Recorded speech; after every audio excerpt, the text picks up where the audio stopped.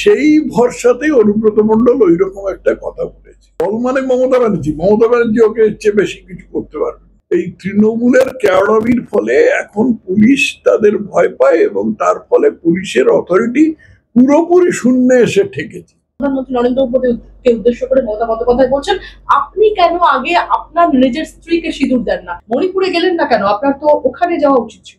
দিলীপ ঘোষের কাছে কোনো আমন্ত্রণ না পৌঁছানোর কারণটা ঠিক কি? কে দিলীপ ঘোষ? এটা হচ্ছে অনুব্রত মণ্ডলের স্বভাব সিদ্ধ। অনুব্রত মণ্ডল মাগুর মাছ বিক্রি করত।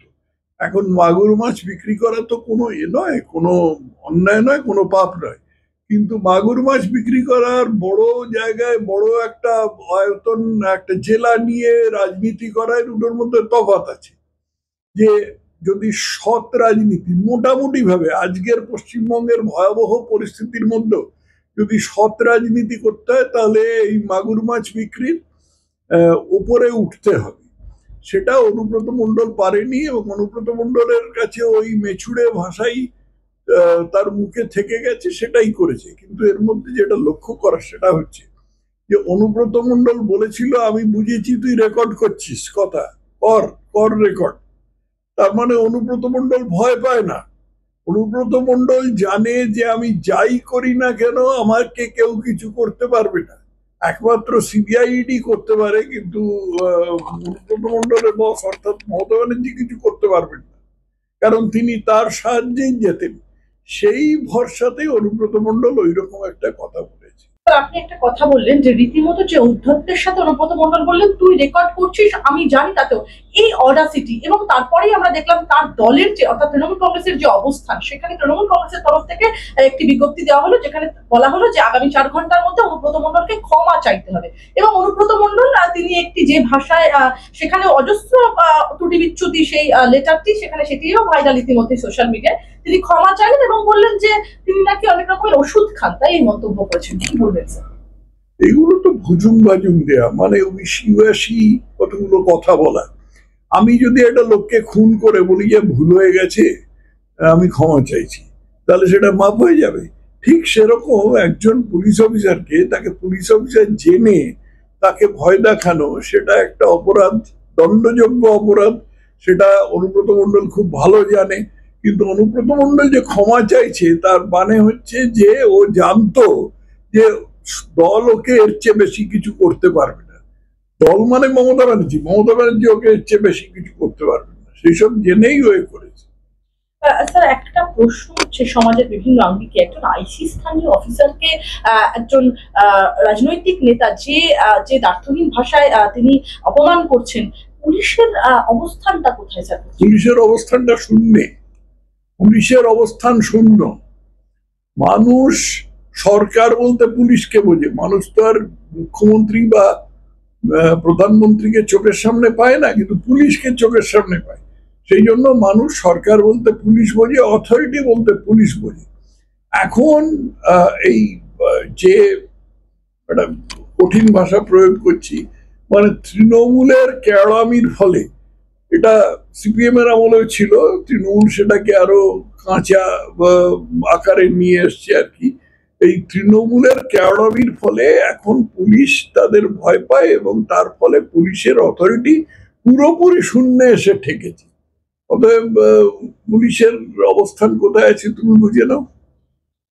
স্যার, আমরা দেখলাম অনুব্রত মণ্ডল যে তিনি রীতিমতো চিঠি দিয়ে ক্ষমা চাইলো, পুলিশের তলবে উপস্থিতি হলেন না। আপনার কি মনে হয় কোথাও কি অনুব্রত মণ্ডল? কারণ অনুব্রত মণ্ডলে কিছু এসে যায় না, ক্ষমা চাইতে হবে। একটা ক্ষমা চাইলো, একটা লোক দেখানো একটা পদক্ষেপ নিল আর কি, এর চেয়ে বেশি কিছু নয়।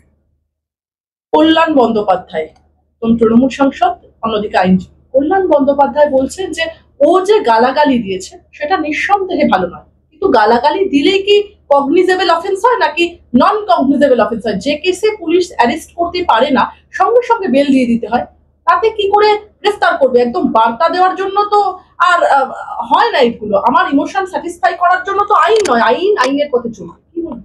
আমি ফৌজদারি আইন সম্বন্ধে কোনো বিশেষজ্ঞ নই, সেই জন্য আমি বলতে পারবো না ওটা কগনিজেবল কি নন কগনিজেবল, কিন্তু এটা অফেন্স তো বটে। অতএব অফেন্স হলে পুলিশ তাকে গ্রেফতার করতেই পারে। আর তাছাড়া কিছু কিছু কথা অনুব্রত মণ্ডল বলেছে যেগুলো সম্ভবত কগনাইজেবল। এটা নিয়ে আমি কোনো আইন সম্বন্ধে, ফৌজদারি আইন সম্বন্ধে বিজ্ঞ নই, অতএব এর চেয়ে বেশি আমি কিছু বলতে রাজি নেই। যেভাবে একের পর এক দলের গর্হিত বিষয়গুলোকে রীতিমতো জাস্টিফাই করছেন কল্যাণ বন্দ্যোপাধ্যায়, কি বলবেন? এটা কল্যাণ বন্দ্যোপাধ্যায়ের কর্তব্য। তৃণমূলের যে কোনো নেতা, মানে কিছু জেলা স্তরের কিছু নেতা বাদ আছে, তাদের প্রধান উদ্দেশ্য হচ্ছে মমতার নেক নজরে থাকা। মমতার নেক নজরে যে থাকতে হলে যা যা করতে হবে তারা করবে, অম্লান বদলে তারা করবে। ঠিক সেই রকম কিছু নেতা আছে, যেমন আমি আজকে একটা এক্স হ্যান্ডলে কমেন্টে বলেছি যে এই অনুব্রত মণ্ডল কিংবা হুমায়ুন কবির কিংবা ফিরহাদ হাকিম তারা যা খুশি বলুক, মমতা তাদের কিছু করতে পারবেন না, কারণ মমতা তাদের ভোটেই যেতেন, তাদের সাহায্যেই ভোটেই যেতেন। তো এই হচ্ছে গিয়ে তৃণমূলের ভেতরকার কাহিনীটা। খুব সংক্ষেপে এই হচ্ছে তৃণমূলের ভেতরকার কাহিনীটা।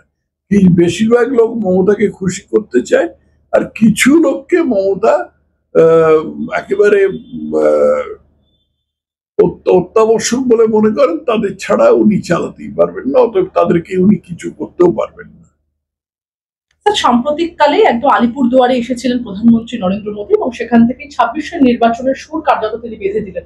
সেখানে একদম প্রধানমন্ত্রীকে রীতিমতো আক্রমণ করে রাজ্যের মুখ্যমন্ত্রী মমতা বন্দ্যোপাধ্যায়ের মন্তব্য যে তিনি বলছেন সিঁদুর প্রসঙ্গে, অপারেশন সিঁদুর প্রসঙ্গে মুখ্যমন্ত্রী বলছেন অপারেশন সিঁদুর নিয়ে আমার কিছুই বলার নেই, প্রত্যেক মহিলারই সিঁদুরের প্রতি সম্মান রয়েছে, তারা তাদের স্বামীদের থেকে সিঁদুর নেন, কিন্তু আপনি তো সবার স্বামী নন। প্রধানমন্ত্রী নরেন্দ্র মোদীকে উদ্দেশ্য করে মমতা বন্দ্যোপাধ্যায় বলছেন আপনি কেন আগে আপনার নিজের স্ত্রীকে সিঁদুর দেন না। মুখ্যমন্ত্রী অবশ্য পরক্ষণেই বলেন আমি দুঃখিত, এটা আমার বলার কথা ছিল না, কিন্তু আপনি অর্থাৎ প্রধানমন্ত্রী আমাকে বাধ্য করেছেন মুখ খুলতে। একজন মুখ্যমন্ত্রীর মুখে স্যার এইরকম ভাষা কি শোভনীয়? তাও একজন মুখ্যমন্ত্রী কথাটা বলে ভালো করলেন না, একদম ভালো করলেন না। নরেন্দ্র মোদীকে ব্যক্তিগত পর্যায়ে শত্রু বানানো খুব বুদ্ধিমতির কাজ হলো না। শেষ পর্যন্ত হয়তো উনি দিল্লি যাবেন এবং সেখানে নিভৃতে এতে গিয়ে নরেন্দ্র মোদীর পা জড়িয়ে ধরবেন, ধরে বলবেন যে আমি যা রাগের মাথায় বলে ফেলেছি আমাকে ক্ষমা করে দিন। তারপরে কি হবে আমি জানি না, নরেন্দ্র মোদী ক্ষমা করবেন কিনা জানি না, কিন্তু নরেন্দ্র মোদী খুব একটা ক্ষমাশীল লোক সেদিক দিয়ে নন। আর মুখ্যমন্ত্রী যেটা বলেছেন সেটা তার স্বভাব সিদ্ধ, এরকম কথা মুখ্যমন্ত্রী এর আগে বলে থাকেন। একবার মুখ্যমন্ত্রী বলছেন যে কেন্দ্রীয় সরকার আমাদের বাম্বু দিচ্ছে এবং সেটা হাত দিয়ে দেখিয়ে দিয়েছিলেন, বাম্বু দিচ্ছে। সিঁদুর বেচতে এসেছেন প্রধানমন্ত্রী মমতা বন্দ্যোপাধ্যায়, এগুলো তো কিছু না, এগুলো নিয়ে প্রশ্ন করারই কোনো মানে হয় না। প্রধানমন্ত্রী যা যা বলেছেন তার একটা প্রশ্নের একটা কোনো প্রসঙ্গের উত্তর মুখ্যমন্ত্রী দিতে পারেননি।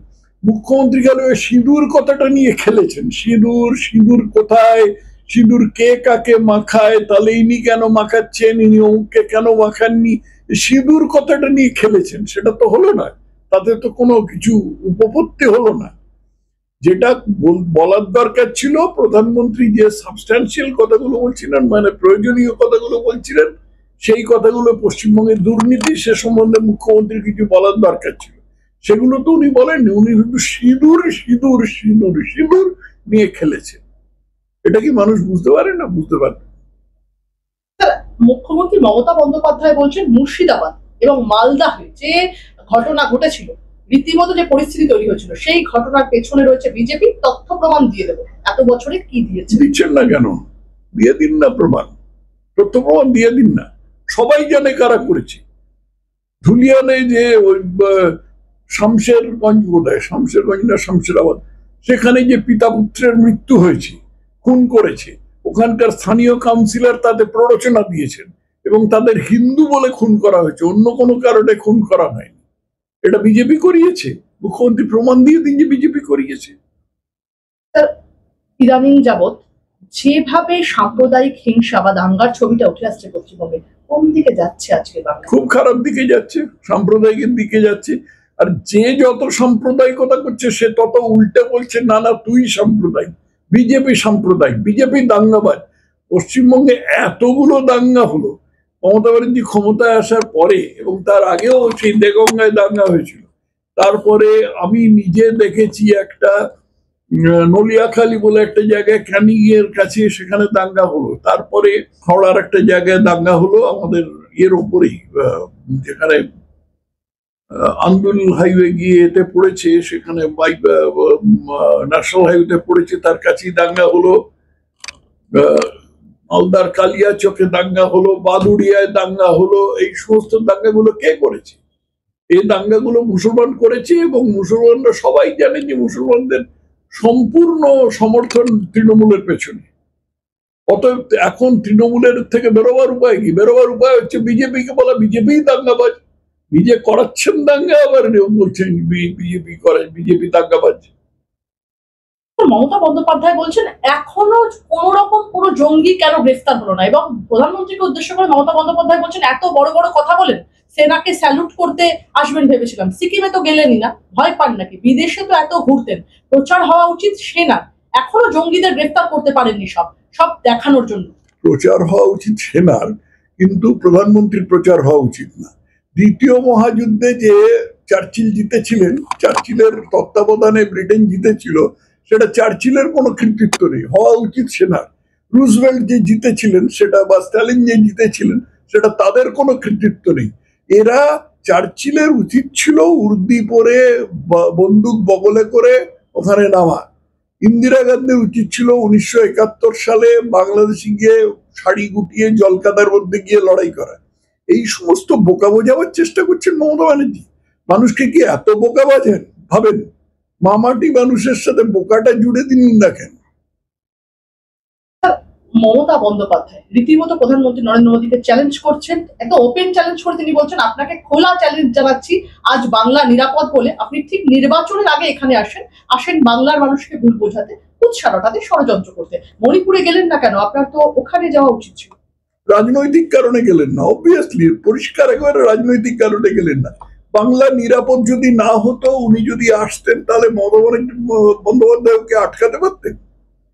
খুব পরিষ্কার জিজ্ঞেস করছি, বাংলা যদি নিরাপদ না হতো, বাংলা বাস্তবে নিরাপদ নয়। আমি আবার বলছি যে বাংলা নিরাপদ নয়, এবং নিরাপদ না থাকা সত্ত্বেও যে প্রধানমন্ত্রী এসছেন, সেটা মমতা ব্যানার্জি কোনোদিনই আটকাতে পারবেন না। 100 বার প্রধানমন্ত্রী আসবেন। বাংলা কোনো আলাদা দেশ নয়, বাংলা হচ্ছে ভারতের একটি অঙ্গরাজ্য, এবং নরেন্দ্র মোদী সেই ভারতের অঙ্গরাজ্য, সেই ভারতের প্রধানমন্ত্রী। মমতা ব্যানার্জি সারা জীবন চেষ্টা করলেও কোনোদিন প্রধানমন্ত্রী হতে পারবেন না, শখ ছিল পুরো মাত্রায়। সেই জন্য দলের নাম দিয়েছিলেন সর্বভারতীয় তৃণমূল কংগ্রেস। প্রত্যেক রাজ্যে লড়েছেন আর জামানত বাজেয়াপ্ত করেছেন। খালি এই পোড়া পশ্চিমবঙ্গে মানুষের সর্বনাশ করছেন। সেখানে একটা রাজ্যে প্রধানমন্ত্রী আসবেন, আর সেখানে যতই নিরাপদ না হোক এবং যতই সমস্যা সংকুল হোক, সেখানে প্রধানমন্ত্রী আসবেন, মমতা ব্যানার্জি আটকাতে পারতেন? চেষ্টা করে দেখলেন না কেন? স্যার, আমার শেষ দুটো প্রশ্ন আপনার কাছে। একদম আমরা দেখলাম রাজ্যে রীতিমতো অর্ধনগ্ন মিছিলের ডাক দিতে হচ্ছে শিক্ষকদেরকে, তারা যে নবান্ন অভিযান করেছিলেন, এবং রাজ্য পুলিশের বিরুদ্ধে একদম ফুঁসে উঠে চাকরিহারা শিক্ষকরা বলছেন যে যেভাবে আমাদের আন্দোলন থামাতে পুলিশ শহর জুড়ে তল্লাশি চালাচ্ছিল, এটা যদি আগে চালাতো তাহলে কোনো দুর্নীতি হতো না, আমাদেরও রাস্তায় নামতে হতো না। কি বলবেন? ঠিকই বলছেন, দুর্নীতি তো রাজ্যটা ডুবে আছে। এই যে শিক্ষা ক্ষেত্রে এই বিভৎস কাণ্ড চলছে গত এত 7, 8, 10 বছর ধরে, এর মূল কি? এর মূল হচ্ছে যে পার্থ কোম্পানি পয়সা খেয়েছিল। পয়সা খেয়ে সাদা ওএমআর শিটে যারা সাদা ওএমআর শিট দিয়েছিল তাদের পাস করিয়ে দিয়েছিল। সেই পয়সাটা পার্থ কোম্পানি, পার্থর তার কিছু অংশ একটা পার্থর রক্ষিতার বাড়িতে পাওয়া গেছে। তো এই দুর্নীতি যেখানে সব জায়গায় ব্যাপ্ত, সেখানে মানুষের ক্ষোভ হবে না? সেই ক্ষোভ ব্যক্ত করতে শিক্ষকরা গেছেন, তাদের বিরুদ্ধে পুলিশ লাগিয়ে, তাদের পুলিশকে দিয়ে তাদের লাঠি মারানো হয়েছে, তাদের রক্তপাত ঘটানো হয়েছে। এদিকে হাওড়ায় টিকিয়াপাড়ায় ছবি আছে যে একটি সংখ্যালঘু নন্দন এসে পুলিশের পেছনে লাথি মারল, পুলিশ দৌড়ে পালিয়ে যাচ্ছে, ছবি আছে। সেটা সম্বন্ধে মমতা ব্যানার্জি কিচ্ছু করতে পারবে না, কারণ মমতা ব্যানার্জির ভোটের জেতার জায়গা হচ্ছে 30% মুসলমান ভোট। ওইটা চলে যায় এমন কোনো কাজ করতে পারবেন না, যে জন্য হুমায়ুন কবিরের কথা, ফিরহাদ হাকিমের কথা মমতা ব্যানার্জি কিচ্ছু করতে পারবে। আমার শেষ প্রশ্ন স্যার আপনার কাছে, বছর ঘুরলেই বিধানসভা নির্বাচন পশ্চিমবঙ্গে, আর তার আগে রাজনীতির পারদ যেখানে ক্রমশই চড়ছে, দুদিন আগে উত্তরবঙ্গে সভা করে গিয়েছেন প্রধানমন্ত্রী নরেন্দ্র মোদী। এবারে একগুচ্ছ কর্মসূচি নিয়ে বঙ্গে আসছেন স্বরাষ্ট্রমন্ত্রী অমিত শাহ। হাই ভোল্টেজ বিধানসভা ভোটের আগে দলীয় কর্মীদের নিয়ে বৈঠক করবেন অমিত শাহ, আর সেই বৈঠকেই ব্রাত্য বঙ্গ বিজেপির প্রাক্তন সভাপতি দিলীপ ঘোষ, নরেন্দ্র মোদীর সভাতেও ডাক পেলেন না তিনি। রাজ্য স্তরের অন্য নেতারা নেতাজি ইন্ডোর স্টেডিয়ামের সভায় থাকার ডাক পেয়ে গিয়েছেন। শুধু পদাধিকারী নন, রাজ্য কমিটির সাধারণ সদস্যরাও রীতিমতো ডাক পেয়েছেন। দিলীপ ঘোষের কাছে কোনো আমন্ত্রণ না পৌঁছানোর কারণটা ঠিক কি? কারণ সুকান্ত মজুমদার অন্যদিকে বলছেন যে দিলীপ ঘোষ ব্যাপারে ওনার বক্তব্য বলার ব্যাপারে আমি এখনো পৌঁছইনি। কি বলবেন আপনি? কে দিলীপ ঘোষ? কে দিলীপ ঘোষ? যে আগে ইয়ে ছিল, এক সময় যে সভাপতি ছিল, রাজ্য সভাপতি ছিল। দিলীপ ঘোষের এখন তার দলের মধ্যে অবস্থান কি আমি এ বিষয়ে কিছুই জানি না। আমি অবশ্য এখন দলের মধ্যে সেভাবে কোনো দায়িত্বপ্রাপ্ত নই, আমি দলের সমর্থক মাত্র, এবং দলের সমর্থনে আমি কিছু বলি নই, এই অবধি আর কি। কিন্তু আমি যতদূর জানি দিলীপ ঘোষের অবস্থান দলের মধ্যে নেতা হিসেবে কিছুই বলে যাচ্ছে না। অতএব স্বাভাবিকভাবে উনি যে ডাক পাবেন না তার মধ্যে আশ্চর্যের